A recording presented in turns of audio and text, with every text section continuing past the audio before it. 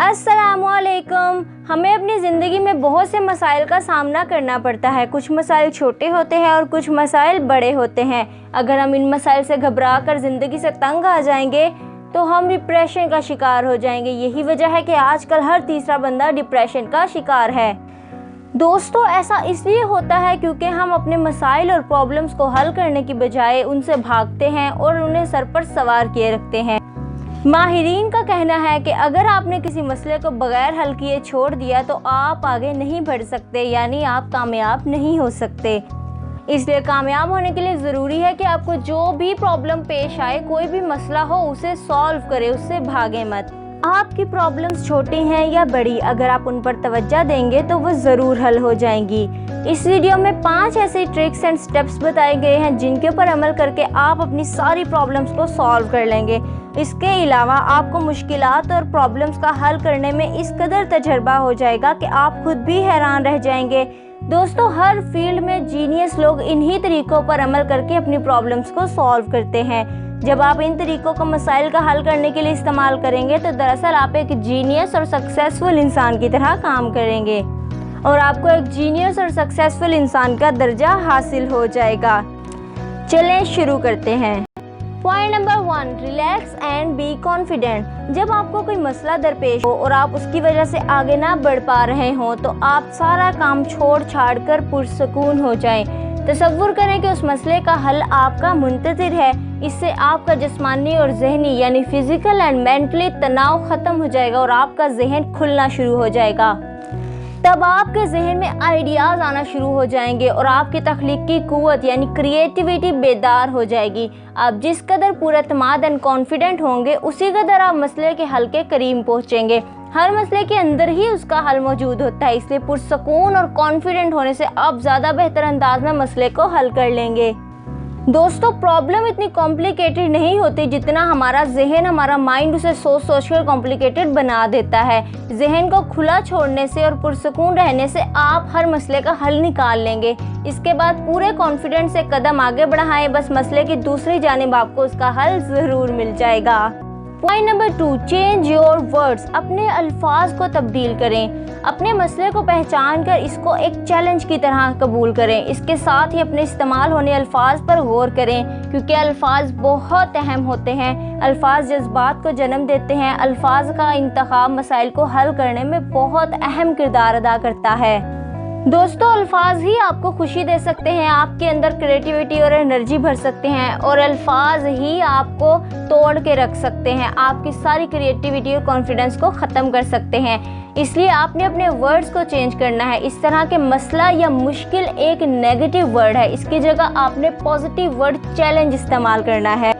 अगर आपसे कोई कहे कि भाई आजकल तो मैं एक मसले से बहुत परेशान हूँ, तो इस शख्स के जहन में बहुत ज़्यादा मायूसी होगी क्योंकि मसला एक ऐसा वर्ड है जिसे इस्तेमाल करने से हमारे माइंड में नेगेटिविटी पैदा होती है। इसलिए आपने मसले या प्रॉब्लम का वर्ड इस्तेमाल नहीं करना, बल्कि इस तरह कहना है कि मैंने एक चैलेंज का मुकाबला करना है।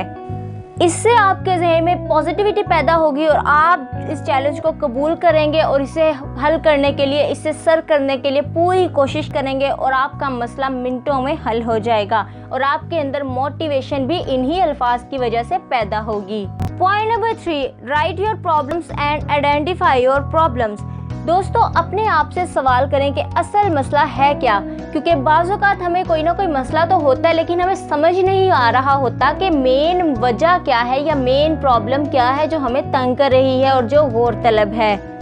इसके हल के लिए अपने आप से सवाल करें कि असल मसला है क्या, फिर उसको लिख लें। जब आप उसे लिखेंगे और वाज़ेह करेंगे तो आपका ज़हन उन पॉइंट्स की तरफ भी जाएगा, उन पॉइंट्स को भी फोकस करेगा जो नॉर्मली हम फोकस नहीं करते।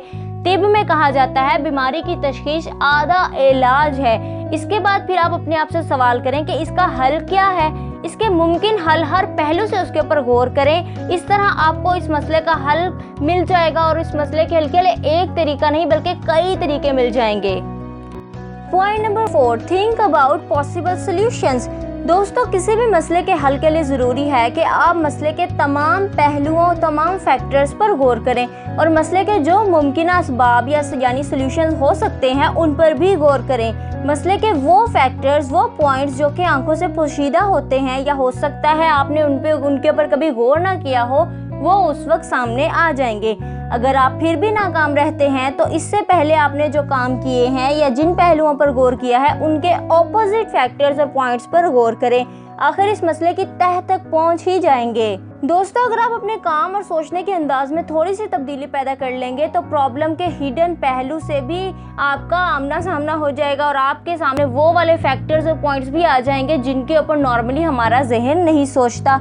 कभी कभी ऐसा भी होता है कि जिस बात को हम बहुत सादा समझ रहे होते हैं वो बहुत ज़्यादा कॉम्प्लिकेटेड हो सकती है, जिसको आप सच समझ रहे हो वो झूठ हो सकता है। इसलिए तमाम मुमकिन असबाब, सॉल्यूशंस, पहलू, फैक्टर्स के साथ आपने मसले को लेना है और उनको हर तरह से, हर साइड से उसको देखना है। इसी तरह आप मसले की तह तक पहुंच सकते हैं। आपने इसमें एक बात नोट करनी है कि ऐसे पॉइंट्स को भी आपने सोचना है जो पॉसिबल हो ही नहीं सकते।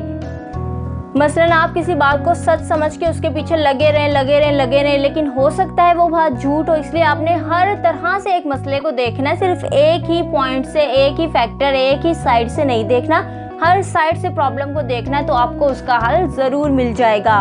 Point number 5, apply and try all possible solutions one by one. दोस्तों, अपने मसले के तमाम मुमकिना हल को बारी बारी आजमाते जाएं।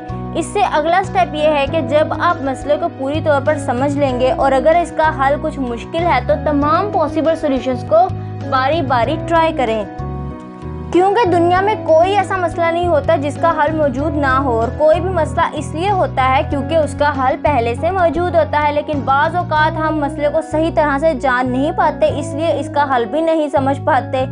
दोस्तों, आपने करना यह है कि आपने एक कागज़ पर मसले तमाम पॉसिबल सॉल्यूशंस को लाइन वाइज लिख लेना है। उन्हें नंबरिंग दे देनी है, सोल्यूशन नंबर 1, सोल्यूशन नंबर 2। फिर उसके बाद जो सोल्यूशन आपको सबसे ज़्यादा रिलेटेड और आसान लगता है उसे आप सबसे पहले अप्लाई करेंगे, उसे अप्लाई करें। अगर वो आपका मसला हल करने में नाकाम रहता है तो पॉइंट नंबर 2 यानी कि सोल्यूशन नंबर 2 को ट्राई करें। इस तरह आखिरकार आपको मसले का हल ज़रूर मिल जाएगा। हालात के मुताबिक मसले का हल भी मुख्तलिफ हो सकते हैं, लेकिन आखिरी बात यह है कि आपको ठोस फैसला करना है कि आपने सोल्यूशन ढूंढना है या नहीं। अगर आपने सोल्यूशन ढूंढना है अपनी प्रॉब्लम का तो आप इन 5 स्टेप जो मैंने पहले एक्सप्लेन किए हैं इनके ऊपर अमल करेंगे तो आपको सोल्यूशन डेफिनेटली 100% मिल जाएगा। लेकिन उससे पहले आपको अपना माइंडसेट बनाना होगा कि भाई हमने अपना प्रॉब्लम और हर मसला हल करना है, तो आप ज़रूर उसमें कामयाब हो जाएंगे। मसले के हल के लिए मोटिवेशन बहुत ज़्यादा ज़रूरी है, इसलिए पहले मोटिवेटेड हो, कॉन्फिडेंट हो, रिलैक्स हो और फिर प्रॉब्लम्स की तरफ आएं। उम्मीद है आज की वीडियो आपको पसंद आई होगी। अगर पसंद आई है तो लाइक कर दें, मेरे चैनल को सब्सक्राइब भी कर दें। अपना बहुत सारा ख्याल रखिएगा। मिलते हैं अगली वीडियो में। अल्लाह हाफिज़।